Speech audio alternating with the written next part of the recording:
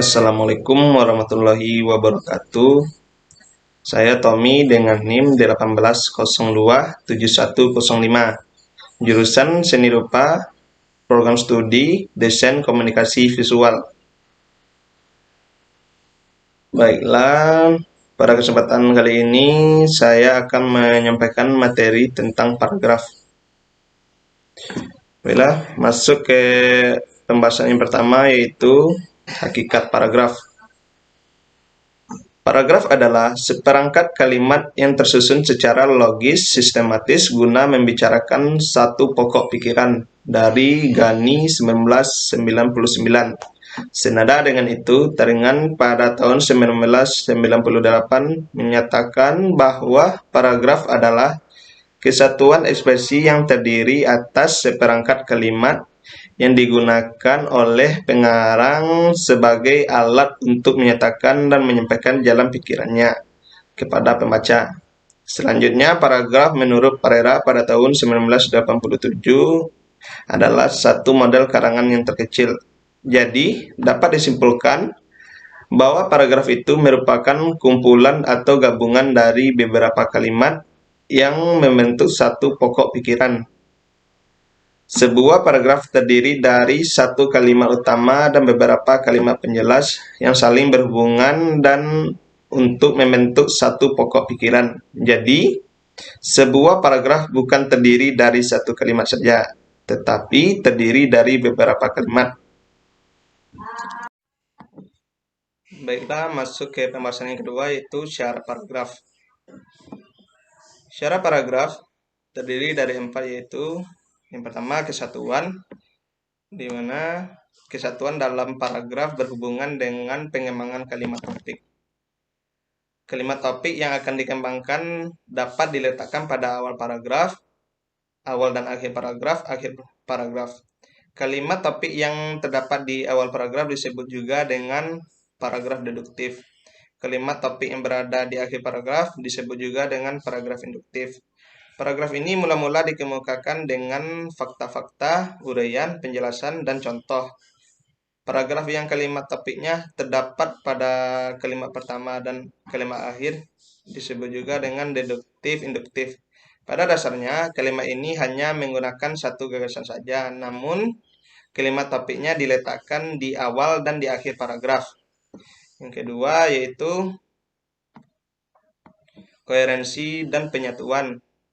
Suatu paragraf dapat dikatakan koheren apabila terdapat kekompakan kalimat yang satu dengan kalimat yang lainnya di dalam sebuah paragraf.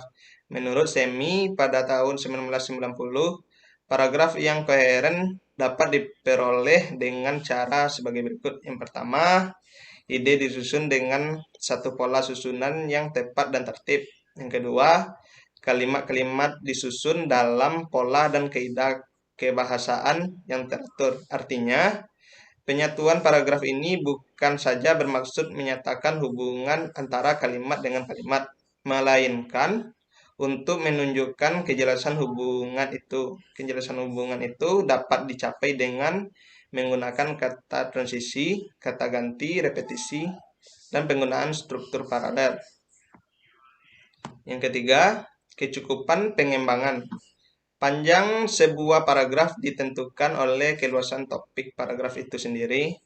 Bila topik itu agak luas, maka kalimat penjelasan yang digunakan sesuai dengan tuntutan.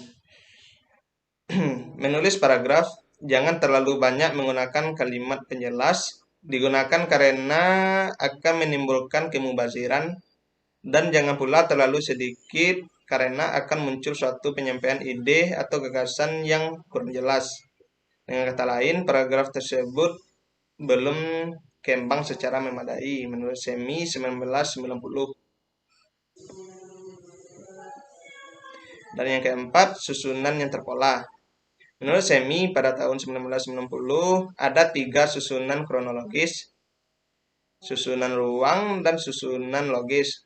Susunan kronologis adalah pengembangan paragraf dengan memperhatikan urutan waktu, lokasi, dan peristiwa. Pengembangan kronologis sering menggunakan kata-kata bantu seperti mula-mula, kemudian, sesudah itu, selanjutnya, dan lalu. Susunan ruang adalah pengembangan paragraf dengan menitikberatkan kepada pendeskripsian kondisi, bentuk, dan letak objek yang diamati. Deskripsi itu dapat dalam bentuk gambar umum atau tidak jelas, atau gambaran yang lebih pasti, yaitu tegas.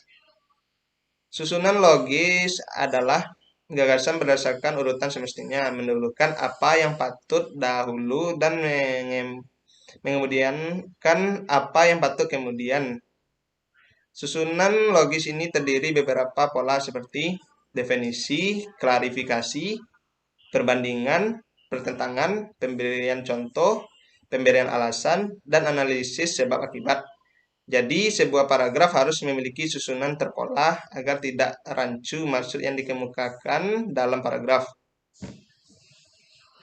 Baiklah, masuk ke penjelasan yang berikutnya, yaitu unsur paragraf. Unsur paragraf terdiri dari dua, yaitu kalimat topik. Kalimat topik merupakan kalimat utama dalam paragraf. Di dalam kalimat ini tersirat tentang masalah apa yang akan didiskusikan atau dibahas menurut Ghani pada tahun 1999. Kalimat topik atau kalimat utama adalah kalimat yang memuat gagasan atau pikiran utama, dan kalimat penjelas adalah kalimat yang memuat ide atau gagasan penjelas. Selanjutnya, menurut Semis pada tahun 1990 mengungkapkan bahwa kalimat yang menyatakan pokok pikiran itulah disebut kalimat topik, sedangkan kalimat-kalimat lain yang menjelaskan pokok pikiran itu disebut dengan kalimat penjelas.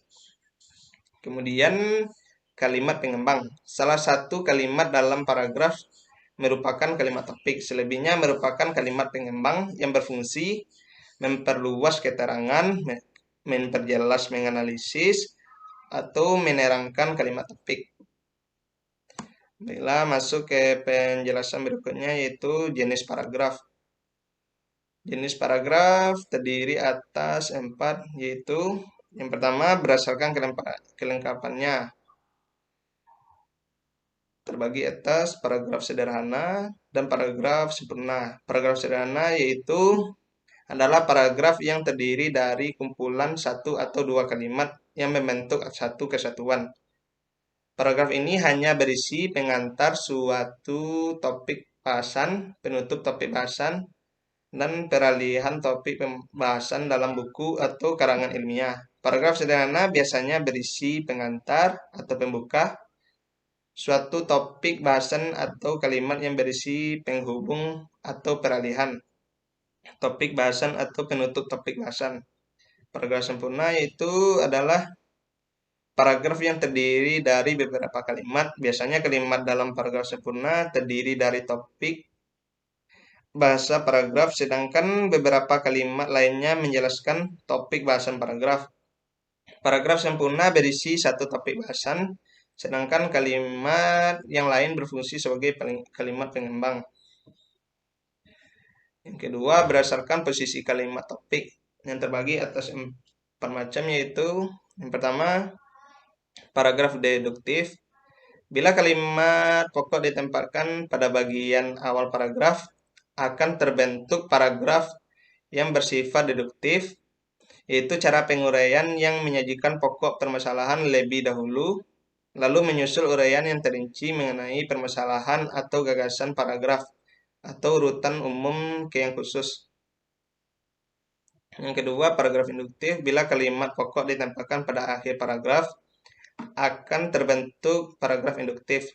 Dalam paragraf ini, penulis menguraikan penjelasan terlebih dahulu, barulah diakhiri dengan pokok pembicaraan, yaitu atau urutan khusus ke yang umum. Kemudian, paragraf penuh kalimat topik. Seluruh kalimat yang membangun paragraf sama pentingnya sehingga tidak satupun kalimat yang khusus menjadi kalimat topik.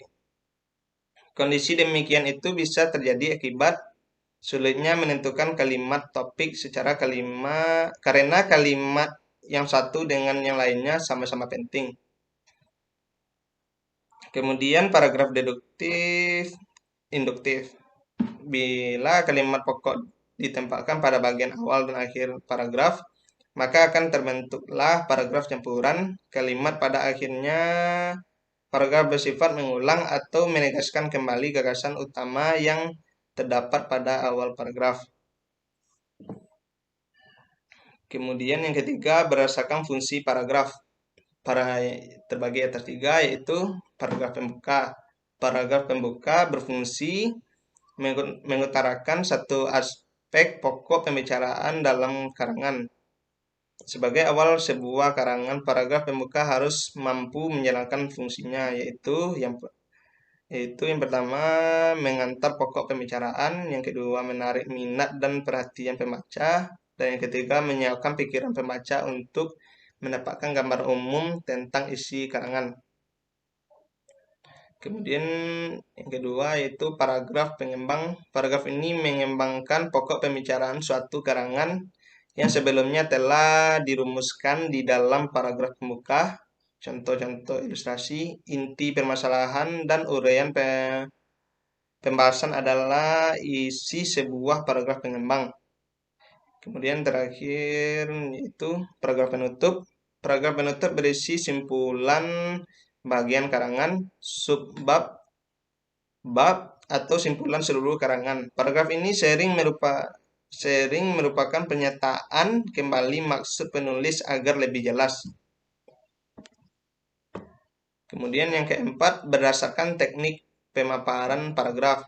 Terbagi atas 4, yaitu yang pertama narasi. Tulisan narasi bertujuan untuk menguraikan serangkaian peristiwa yang diatur sedemikian rupa, sehingga maknanya muncul di dalamnya. Dengan demikian, dalam tulisan narasi terdapat unsur utama, yaitu yang pertama peristiwa atau kejadian, yang kedua tokoh, yang ketiga latar, baik itu tempat, waktu, dan suasana, serta yang keempat alur atau rangkaian peristiwa. Yang kedua deskripsi. Tulisan deskripsi adalah tulisan yang digunakan untuk mendeskripsikan suatu objek sehingga pembaca seakan-akan mampu mengendra objek tersebut. Objek dalam tulisan deskripsi dapat berupa benda, perasaan atau ide atau imajinasi. Kemudian yang ketiga, eksposisi. Eksposisi adalah tulisan yang bertujuan untuk menjelaskan atau memberikan informasi tentang sesuatu. Contoh umumnya tentang eksposisi adalah sebagian besar buku teks, petunjuk tentang cara menjalankan mesin, petunjuk tentang komponen suatu obat, laporan, skripsi. Kemudian yang keempat, argumentasi. Tulisan argumentasi adalah tulisan yang digunakan untuk mengungkapkan suatu data, fakta, dan alasan sesuatu dilakukan dengan jelas sehingga pembaca yakin akan sesuatu yang diungkapkan itu. Baiklah, masuk ke pembahasan berikutnya yaitu pola pengembangan paragraf. Pola pengembangan paragraf terbagi atas tiga, yaitu pola yang pertama, pola pengembangan kronologis, yaitu pola pengembangan kronologis dengan memperlihatkan urutan waktu, lokasi, dan peristiwa. Urutan tersebut disusun sedemikian rupa sehingga kaitannya tampak dengan jelas. Pengembangan kronologis sering menggunakan kata-kata bantu. Kata-kata bantu itu dapat berupa bermula-mula, kemudian sesudah itu, selanjutnya, dan lalu. Melalui kata bantu tersebut, rangkaian urutan dirangkai menjadi satu kesatuan yang utuh. Pengembangan dilakukan dengan memberikan suatu peristiwa, membuat atau melakukan sesuatu secara berurutan selangkah demi selangkah menurut urutan waktu. Pada pengembangan paragraf urutan kronologis menekankan urutan cerita klimaks di akhir, yang mana perincian tulisan diatur semakin ke bawah semakin memberikan kesan penting, yaitu mulai kurang penting atau menarik sampai ke bagian-bagian yang paling menarik pada akhir tulisan, menurut Seladi pada tahun 2015. Kemudian yang kedua yaitu pola pengembangan ruang. Pola pengembangan ruang adalah pengembangan paragraf dengan menitik beratkan pada pendeskripsian kondisi, bentuk, dan letak objek yang diamati. Deskripsi itu dapat dalam bentuk gambaran umum, tidak tegas, atau gambaran lebih pasti, tegas. Gambaran umum dan gambaran pasti pada pengembangan ruang dapat dibuat secara bersamaan pada satu paragraf. Biasanya pengembangan seperti ini bervariasi membuat paragraf lebih hidup dan menarik, sehingga apa yang hendak disampaikan dapat dipahami dengan mudah oleh pembaca. Pola pengembangan ini biasanya digunakan untuk mendeskripsikan sesuatu yang dapat diamati, baik benda, lokasi, dan peristiwa menurut Gani pada tahun 1999. Kemudian yang terakhir, pola pengembangan logis. Pola pengembangan logis adalah pola pengembangan paragraf yang didasarkan kepada di dialektika berpikir. Kelogisan itu meliputi materi dan cara menyampaikannya. Dari sisi materi, apa yang hendak disampaikan harus dapat dicerna dan diterima oleh akal sehat. Dan di sisi penyampaian, gagasan yang hendak disampaikan harus disusun dalam suatu urutan yang sebenarnya. Pola pengembangan logis dengan memperhatikan, yang pertama, satu, pemberian contoh, yang kedua, penampilan fakta, yang ketiga, mengemukakan alasan, yang keempat, secara bercerita, yang kelima, menggunakan pengalaman pribadi, yang keenam, memperluas definisi, yang ketujuh, sebab akibat, yang kedelapan, membandingkan dan mempertentangkan. Selain itu juga dapat dilakukan dengan klimaks dan anti klimaks, analogi. Kemudian yang ke-11 klarifikasi, dan yang ke-12 umum ke khusus atau sebaliknya, dan lainnya menurut Gani pada tahun 1999. Sekian pembahasan materi dari saya tentang paragraf. Sekian, terima kasih. Wassalamualaikum warahmatullahi wabarakatuh.